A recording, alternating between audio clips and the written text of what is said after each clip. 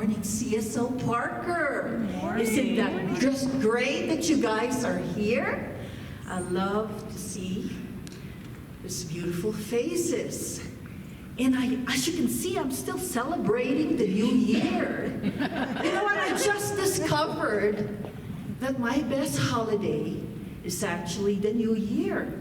And you should really ask me why. Because I discovered that, every new year, I get to reinvent myself.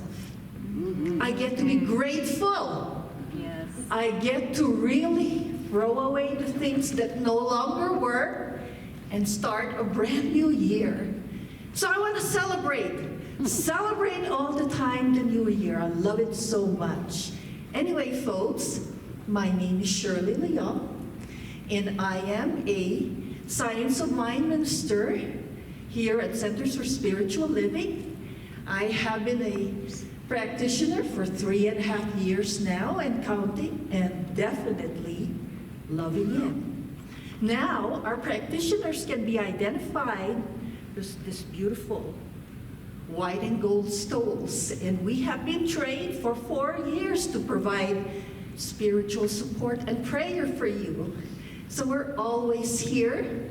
We love you so much to give you prayer and support anytime, wherever you want, or whatever it is. We're always here for you. And I just wanted to let you know here at Centers for Spiritual Living Parker, we honor all paths to the divine. So whatever you may have been in the past, you could have been a Christian like I have been, Catholic, or you've been a Hindu, from the Hindu faith, or a Muslim, or a Buddhist. We welcome you to be here. That's the reason why people that come to this church are very comfortable and they feel that they are home. So, and also here at Centers for Spiritual Living, we also provide transformational tools for personal and community. And we have all kinds of workshops and trainings. And more importantly, we provide this beautiful Sunday service to you so that this would be actually fruit for you and something that you can bring all throughout your week. So come on, this is just a beautiful venue for each and every one of us every Sunday. Not only that, just be reminded that 10% of your offerings and tithes, we do donate them to really a good cause. It is a blessing. It is a blessing that we share to the world. And we are really, really happy for all the tithes and donations that you bring into this center. We are definitely so grateful for that. All right, so, there we go. So, my goodness, this is my first time here, and I'm already forgetting. Oh my God, what is the next thing I have to say? All right, announcements. How could I forget the announcements? Now, one beautiful announcement that I wanted to, for the beginning of the new year, that really close to my heart and is really, really important. Again, I wanted to share the Holistic Expo, guys. And this is great big news because we are now at 80% capacity. What does that mean by 80% capacity? We have 84 vendors that are actually signed up and paid for our second annual Holistic Expo this coming April 15 and 16. It's going to be a great event. And actually, I just wanted to recognize a very special person for this Holistic Expo. And please, Amy Schmidt, please stand up to be recognized, please. Because Amy's Village we've got that many vendors and we are just on the road to success, guys. And I know we're going to be needing your help pretty soon. We're going to be announcing that, okay? So now, the second announcement that I wanted to share with you is that we are going to have 2 Sundays from now, a wonderful workshop. Now, this is coming from a master Chinese teacher, and in Chinese, Sifu means master teacher. And what that master teacher, Sifu, Douglas Sutton is going to provide for us. He's going to show us how to deeply meditate. All right, now the Sifu actually learned all his knowledge by traveling to China. And he learned this all from a Chinese, a handy esoteric school, so which really dates back 25 years ago. So it's not just, it's really deep meditation if you really wanted to really get in. So I encourage everyone to join in because we already have 16 people signed up for that event. Remember, it is 2 weeks from now, and it's going to be at the Parker Public Library from 1:30 to 3:30. Just make sure you wear really comfortable attire. You know, register because we do need you to register. You know, it is a love offering. And please wear comfortable clothes and also come early, okay? Because it's going to be really fully packed. All right? Okay. And the next announcement I have is we're going to have another amazing workshop. It is a beautiful shamanic workshop, and it is entitled Munai Ki Workshop. So, a workshop designed to change your life, guys. Participants have reported feeling lighter, more at peace, more in harmony with the world around them. Others have reported it being able to perceive auras, connect with their guidance, and feeling more connected to the unseen world. So this is going to be a beautiful shamanic path from Peru. Now this workshop is going to be on January 28th at the Unity of Littleton, and it's going to be from 10 to 4. And I don't see any amount in here, but you know, the flyers will be at that table, and it's also going to be published at our weekly newsletters, okay? So it's going to be out there. All right, guys, now that we're done for announcements, is there anyone brand new here that I don't recognize? Oh my God, wow, this fellow in here just raised his hand. Okay, ushers. And here's another lady, wonderful, wonderful. A great way to start our new year. Please make sure that you give them our welcome packets. And if you would be so kind to please, you know, try to fill out the welcome card because this is our opportunity to get to know you better. And at the same time, we're going to blast you with emails. No, just kidding. Only once a week. This center is very good at it because I hate emails myself. So only once a week. So this way you know what are these amazing activities that we have here at CSL Parker. All right? And one more thing. So I just wanted everyone to just stand up. Greet each other. It's the Hug-a-thon. Give a chance to say hello to everyone in this community. Thanks for doing the camera. As we get into this beautiful space, and I invite everyone to just take 2 beautiful, luxurious, deep breaths. Nice and slow, and allow the breath to bring you home into this very special place, really so deep in our hearts, where there is delight and wonder, beauty and magic, deep in our hearts, as they say, where the pearl of great beauty lies. Let us take a few more moments just to feel that and let that set into our hearts in this beautiful moment. And I would just like to invite everyone to bring yourself and be with me in a wonderful journey way back in time. I love the past. I really do.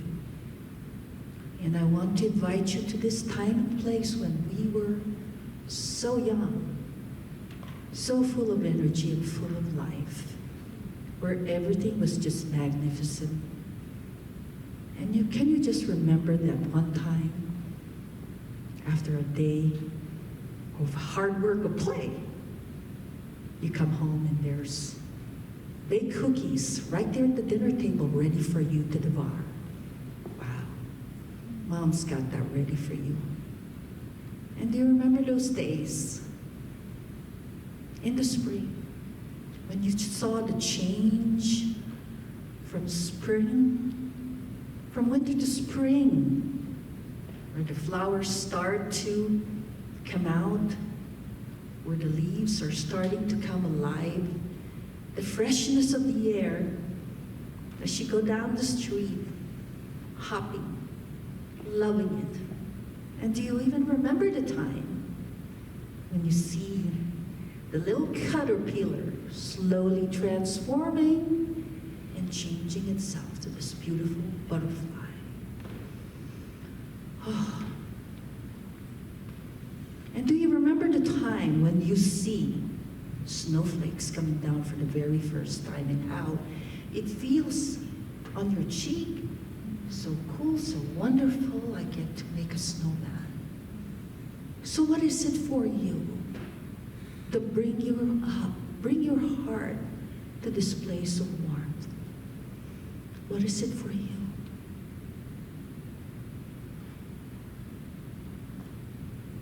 And don't you see that these are just very, very simple moments?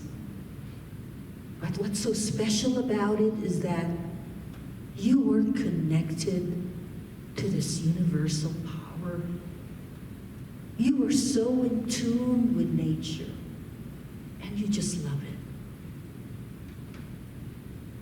And it's actually here in our everyday life, if we only paid attention. But of course, life happens. The ups and downs come through in our life, and what did we do? We were so concentrated with the outer world, with materialism and pleasures of the flesh. And instead, we were anxious. We were sad. There are moments of anger.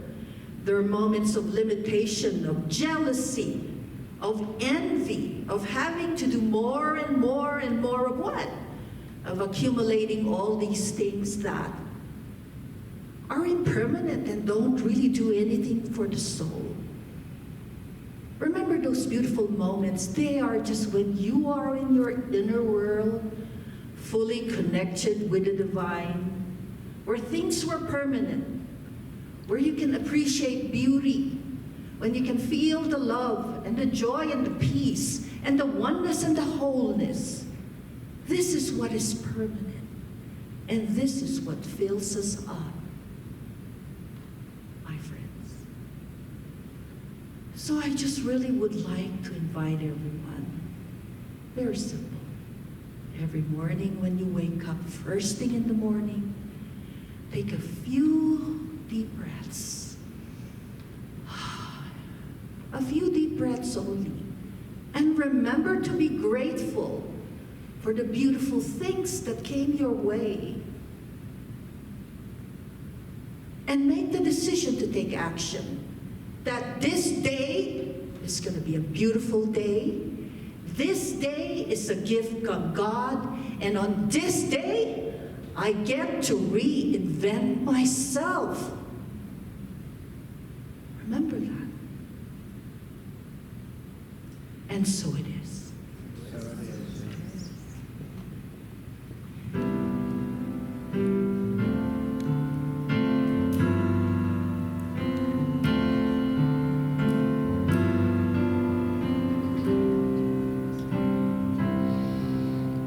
Surely the presence of God is in this place. I can feel the mighty power and the grace.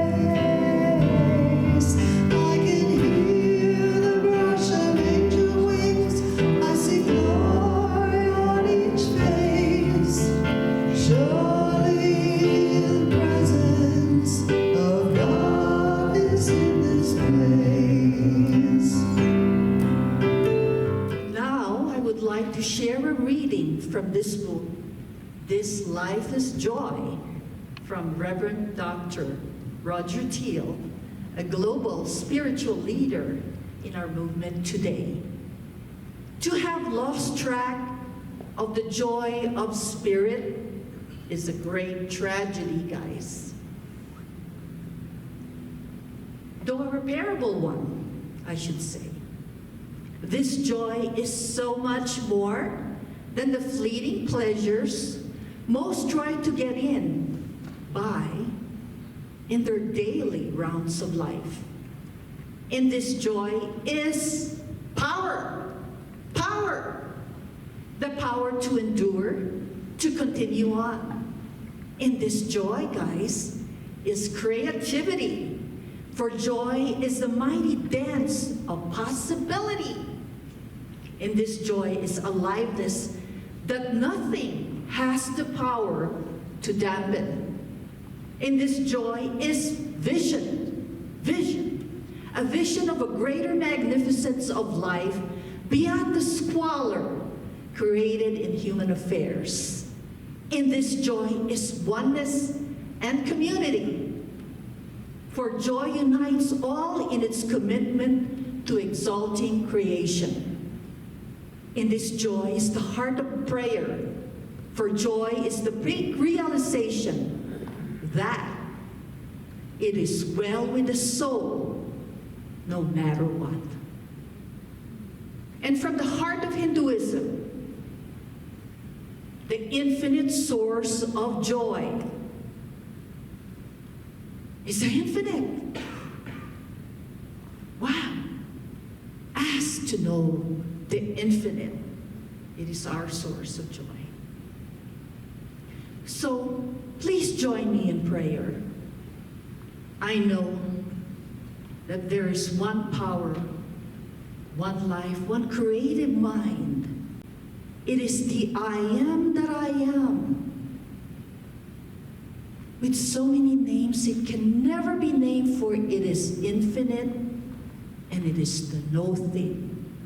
But I know that this universal intelligence is moving to each and every one of us right now.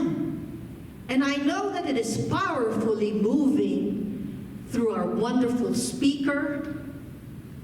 And because of this, this community is so, so very blessed. And so it is. So it is.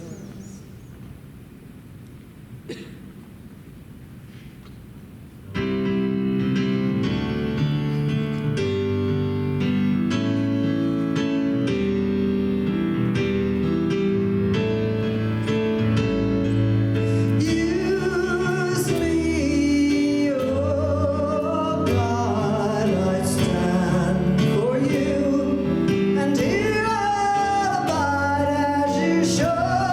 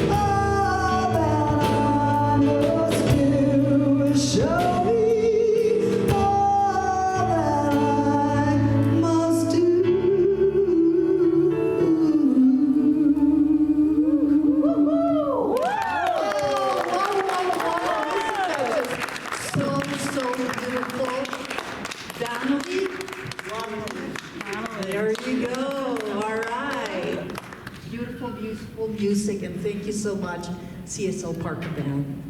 And now, well, Dr. Byrne, aren't you going to introduce our very special speaker this morning? Absolutely. Well, take it away. I would introduce, but I don't have the special God antenna that I am connected with that Shirley had. Well, it's honestly a great pleasure. I grew up in Mile High Church starting back in 1991 when I took my first Science of Mind 1 class, it was called then. And We're 21, right? I was 15 actually. And there was a minister there named Dr. Fred Vogt, whom I really adored, and he was just quite a man. And then following him came a gentleman called Dr. Roger Teal, whom Shirley read from this morning. And the legacy at Mile High is just a very powerful one.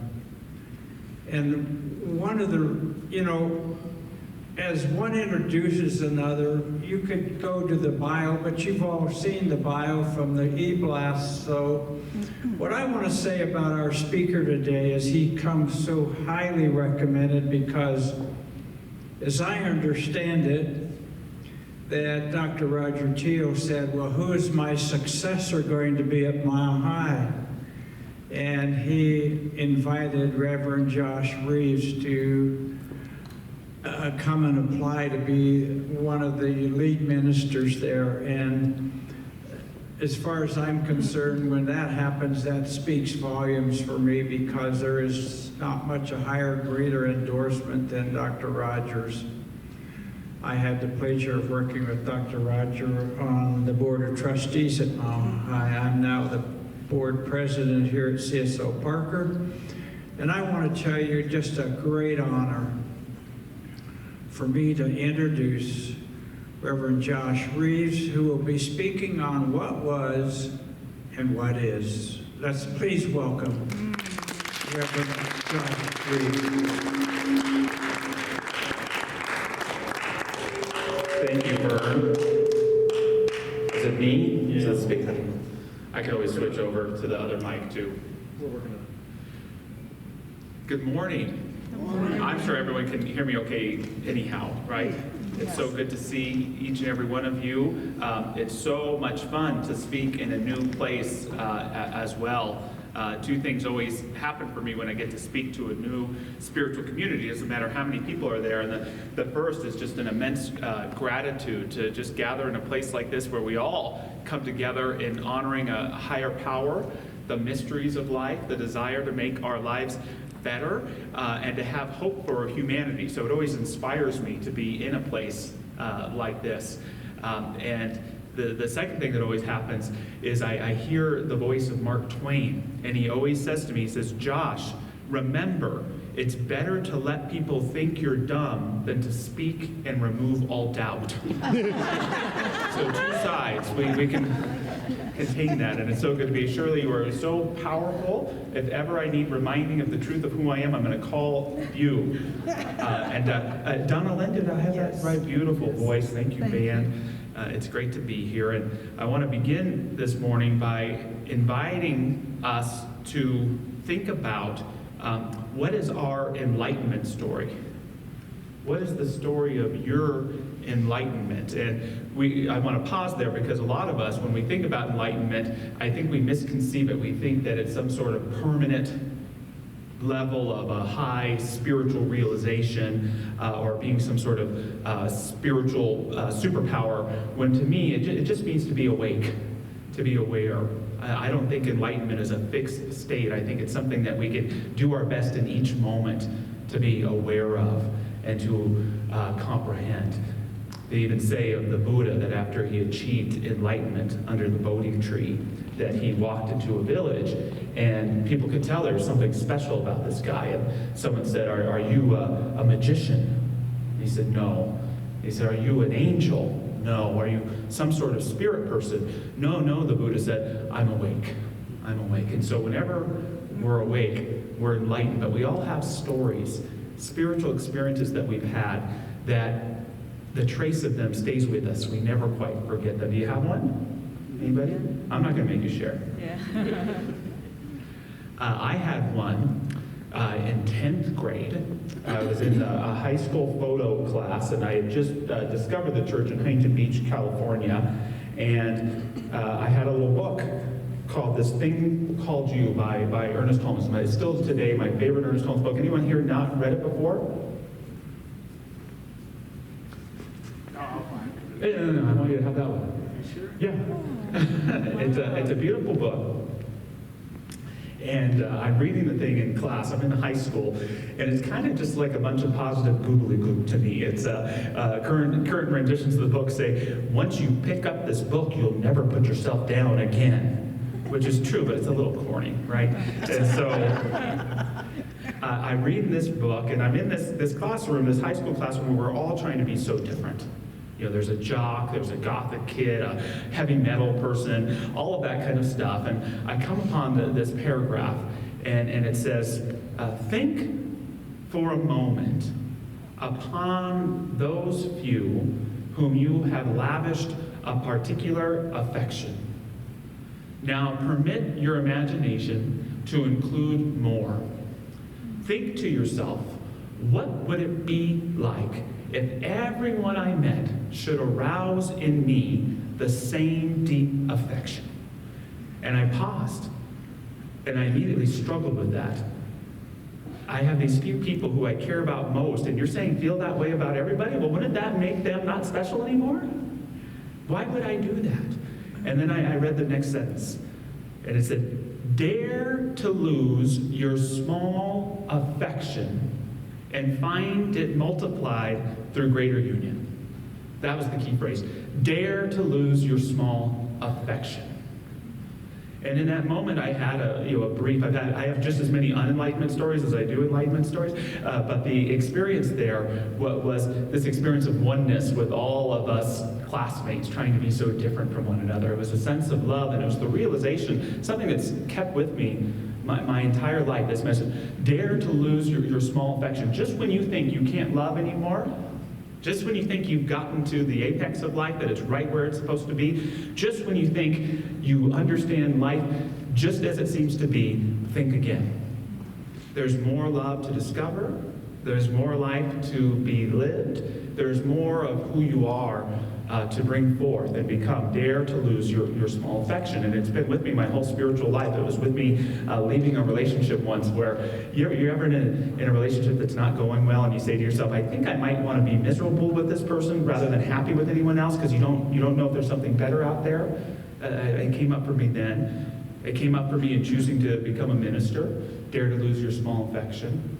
It came up for me when I chose to take on a stepson and get married.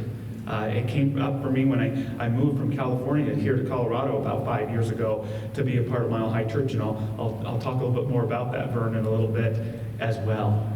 Over and over again, dare to lose your small affection. Just when you can't love more, know that you can, and that there's more to this thing called life. And it leads me to the topic that I want to share with you today, which I'm calling What is greater than what was.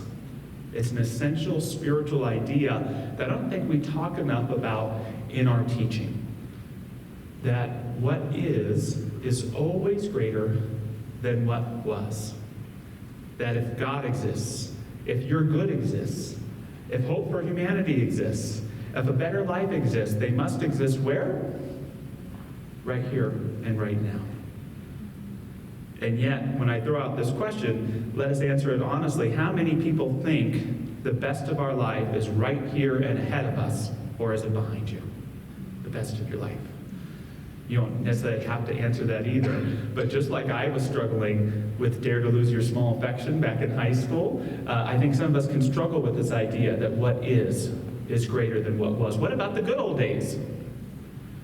Sincerely, what about no longer getting to live regularly with people who I love and care about who aren't with me anymore, who've passed on? What about the recognition that my body may not work to the degree that I would wish it would, or that it used to? And so part of us can struggle with this idea that what is greater than what was. But it's at the very heart of our teaching. That right here in this very moment is the doorway to the sacred, the doorway to a better experience of life, the doorway to co-create your life with a more divine power, that if we let it and we can accept with faith this idea that what is better than what was, can bring forth indeed an experience that is just that. And so let's apply this idea to our lives and just ask ourselves, and it doesn't have to be yes to everyone, but we can work on these. Think about a core relationship in your life. Which is greater, what is or what was? Think about your sense of meaning and purpose. Which is greater, what is and what's before you or what's behind you? Think about your self-image, how you care about yourself, your health and well-being. Is it greater now or was it greater back then?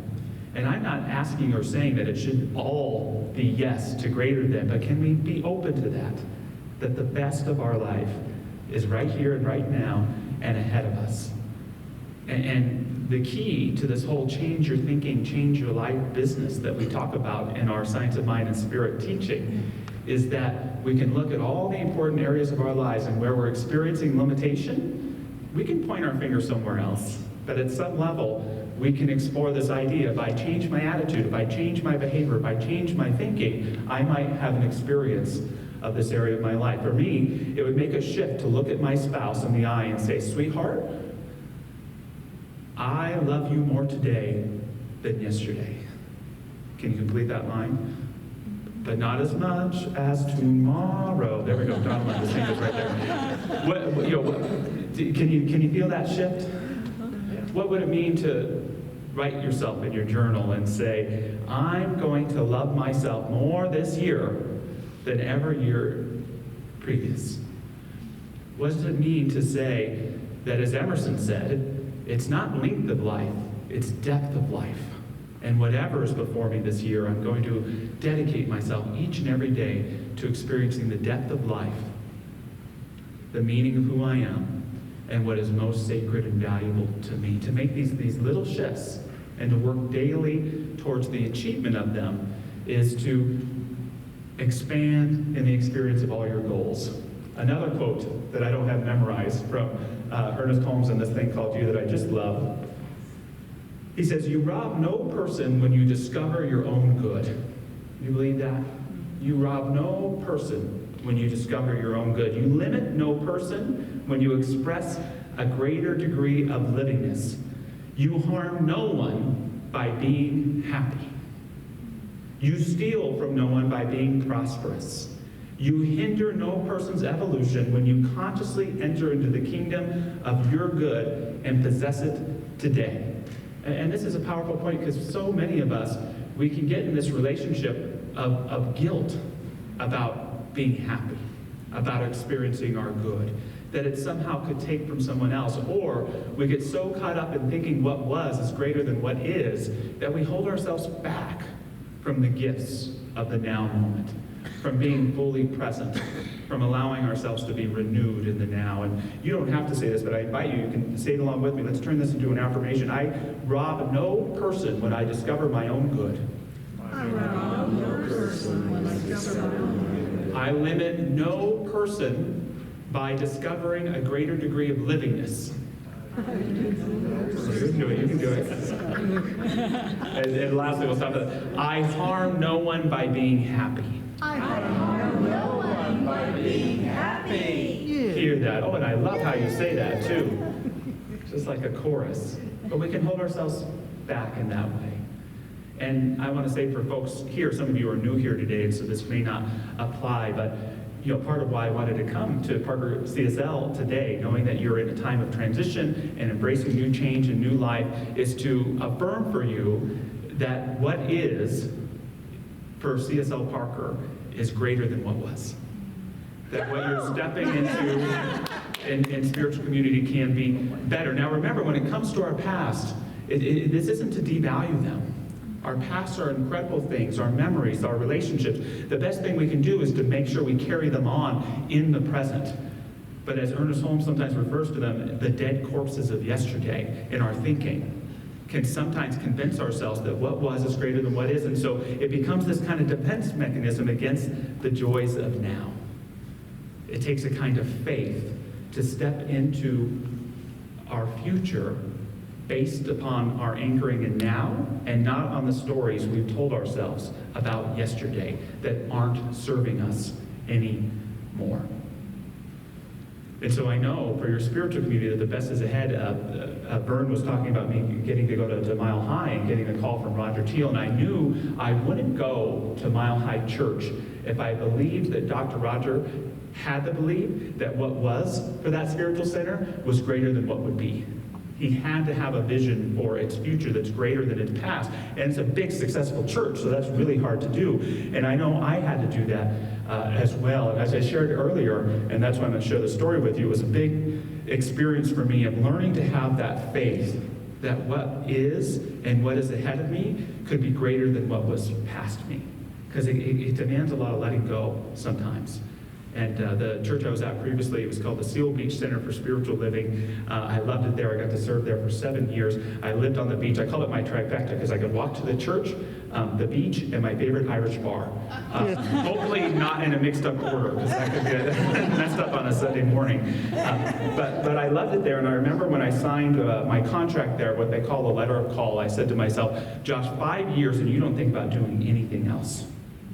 I struggled a little bit early in my ministry, just wanted to do a good job somewhere. And hopefully I did. And I didn't realize it until later, but it was almost 5 years to the day that I got a call from Dr. Roger Teal. I was in my phone, and he's a very successful minister. And so I had this number kept calling, and so I had this who is this attitude. Hello, what do you want? Oh, it's Roger Teal. And he invited me to go speak at Mile High in a few months, and I was on my way to pick up my son, and I said, Gavin, I just got invited to speak at the biggest church in our movement. It's in Colorado. And Gavin's first words were, when are we moving there? And I knew, an inkling then that I was in a bit of trouble. And do you ever get those signs in your life when something bigger is coming up? There's foreshadowing, right? Our lives can be like an adventure story. And so it's several months before I get to go speak at Mile High. And I don't know why Roger's invited me to go speak. I do eventually find out. Initially he wasn't supposed to be there. And then he called me the week up and said, hey, can we have lunch the day before and dinner after church and breakfast Monday morning? So I knew I was probably going to get offered a job. But there's so many ministers there. That's our joke about Mile High is you can go there, close your eyes, throw a rock, and probably hit a minister. So I thought I would be offered like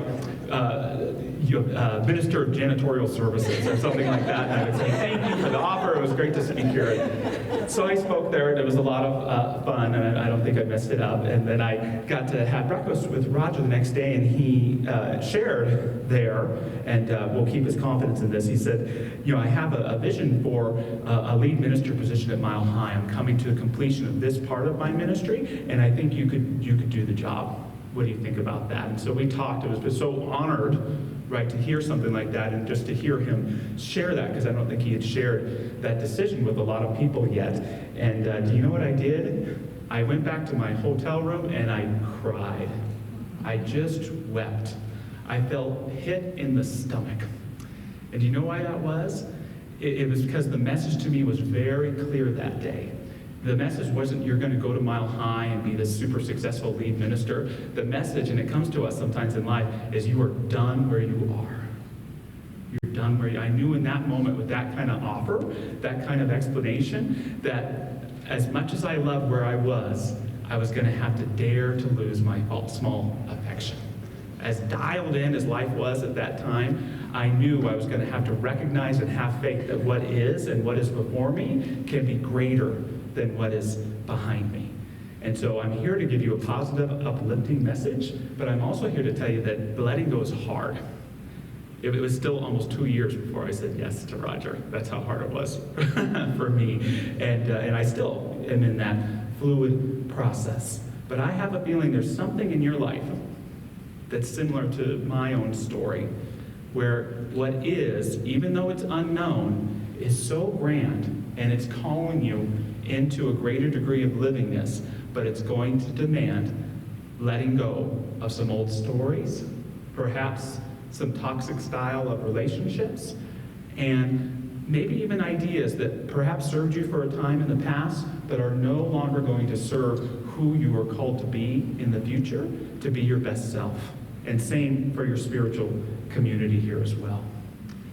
So just a few keys for this practice of accepting what is as greater than what was. And I believe wholeheartedly, if you utilize these 3 tools in your everyday life, that you will experience immense positive transformation and change. And they're all keys of faith. And the first key of faith is a simple but profound one, and it's to love the moment. Love the moment. You don't have to tell what is that it's greater than what was. You just need to give into it. You just need to listen to the moment. You just need to let go of the past judgment and enjoy your cup of coffee. Right? What do you love right now in this moment? Anybody? What do you love? Coffee. Coffee. Grandchildren. Grandchildren, yes. Being here. Being here. Me too. Music. Yeah. And all you have to do is love the moment. Coretta Kent, a great educator, she once said, love the moment that you're in, and the energy of that moment will bring you past all boundaries. Will expand. And there's something so simple about just loving the clothes I get to wear, loving to breathe, loving just to be alive. This miracle, this fact that whether we're all here somehow by divine appointment or just random, oops, synchronicity, we're here. Wow. What does that mean?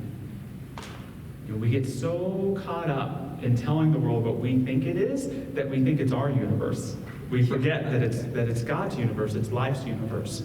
And when we're willing to love the moment, it's the most creative thing you can do in your life, because it starts to build a momentum. And you start to give into it. And you start to catch yourself when you get into your own story. I've been practicing this all week, this loving the moment. And I still get grumpy sometimes. And I'm reminded of another voice of a guy named Robert Anton Wilson. And he says, Josh, they always say it like that, Josh, you are precisely as big as that which you love, and precisely as small as that which you allow to annoy you. And so when you get into that, you remember that to just love the moment, and it always will renew you in center. And doing that practice helps what is show us just how powerful it is and how it can draw us into a greater degree of creative living. The second key is to be a conscious co-creator in your life, is to accept the fact that you have a creative influence on your life. Now, some people in Science of Mind, they say you create everything, that it's all up to you, that reality is just what you tell it to be. Not true in my experience. There's a lot of other stuff going on there, but I have a part. I have an influence. I have a choice. And philosophically, it's kind of interesting because in Science of Mind, we kind of seek to find the middle ground between this age-old philosophical argument between free will and predestiny. You know that one?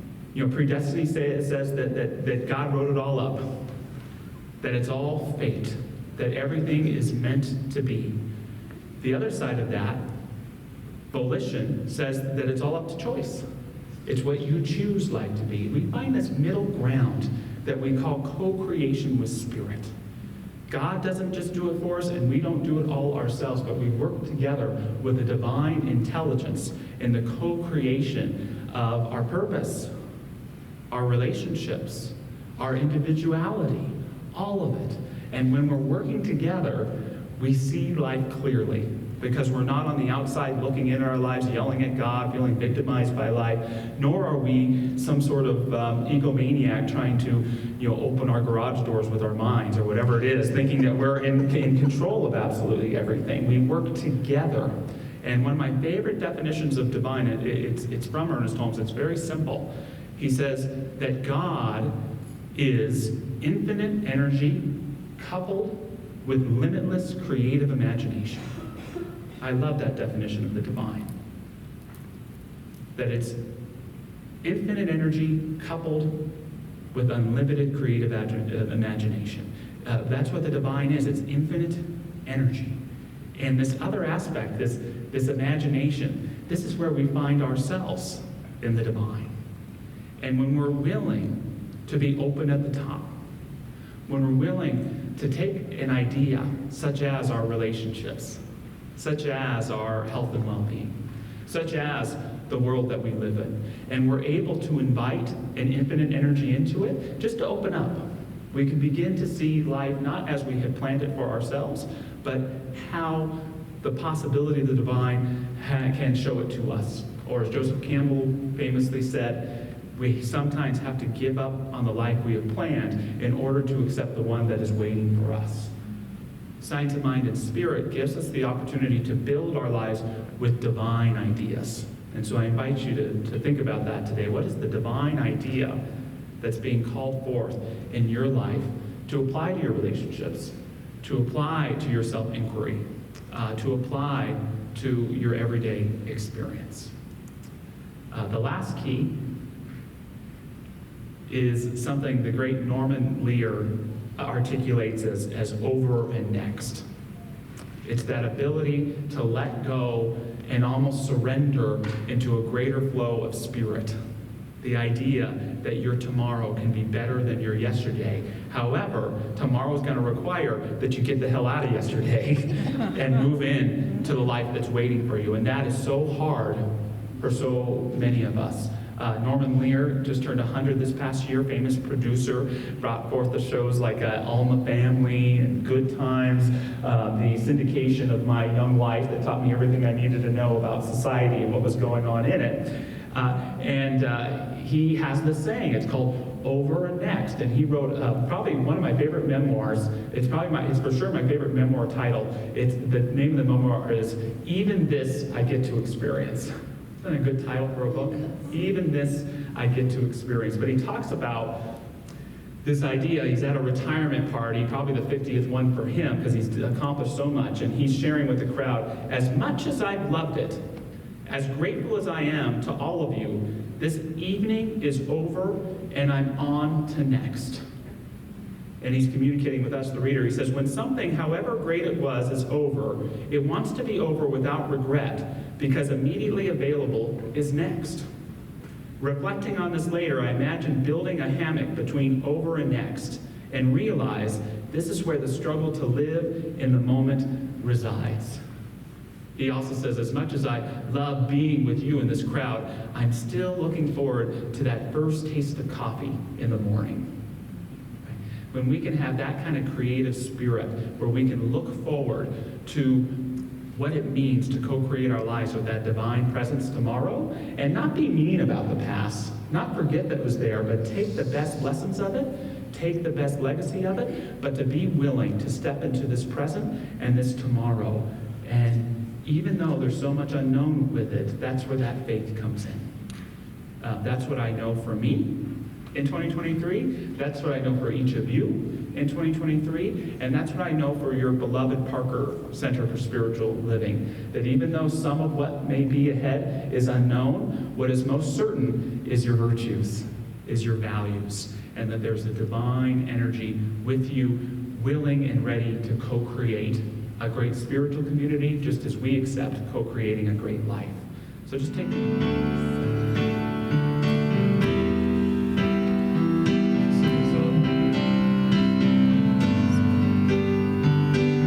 Simple song you can share with us. Hola.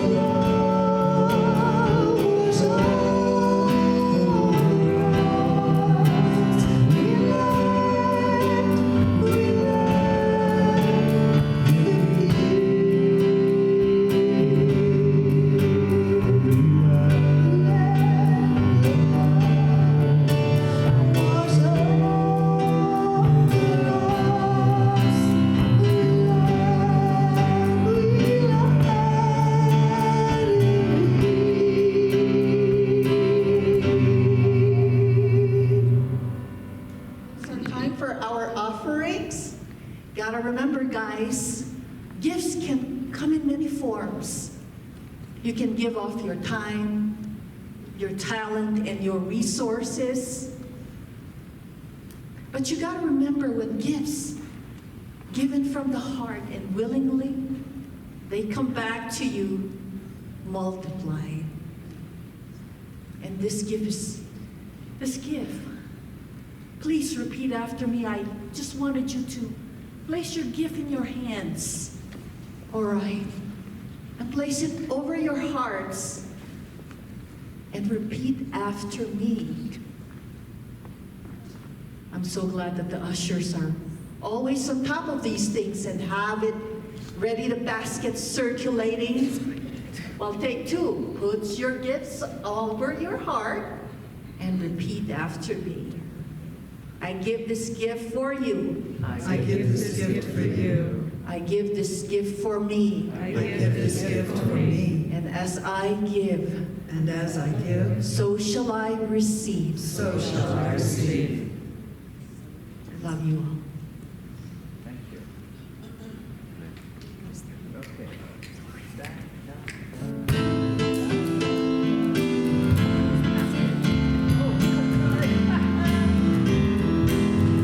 God is my source. God is my power. God gives me everything I need. So I give thanks for all my blessings. God gives me everything I need. God is my source. God is my power. God gives me everything I need. So I give thanks for all my blessings. God gives me everything I need. God is the source. God is my power. God gives me everything I need. So I give thanks for all my blessings. God gives me everything I need. God gives me everything I need. God gives me everything that I need. Oh my God, God's given me everything that I need. Believe. All right, guys, now it is our time for blessing this offering. I bless this offering that it may multiply and grow, giving from the hearts of this community. I know that it's going to bring about greater, bigger works and wonders to all that it goes through from the heart, from the very heart of this community. And so it is. So it is. I wanted to invite our wonderful Reverend Josh to give us our benediction. All right, thank you. All right. Thank you, everybody. If you'd like, do we stand for this? Do we stand for this? Why not, guys? If you want to, if you choose. Let us stand. And if it feels good, you can repeat after me. I accept the greatest good there is for my life. I accept the greatest gifts for my life. I accept the greatest good there is for all. I accept the greatest good there is for all. I claim it with gratitude. I claim it with gratitude, And so it is, amen. and so it is. Amen. Woohoo! There was a time in my life I thought I could do it all for myself. Didn't know the grace of God was sufficient. Didn't know the love of God was at hand. But now I can say, if you are discouraged, struggling just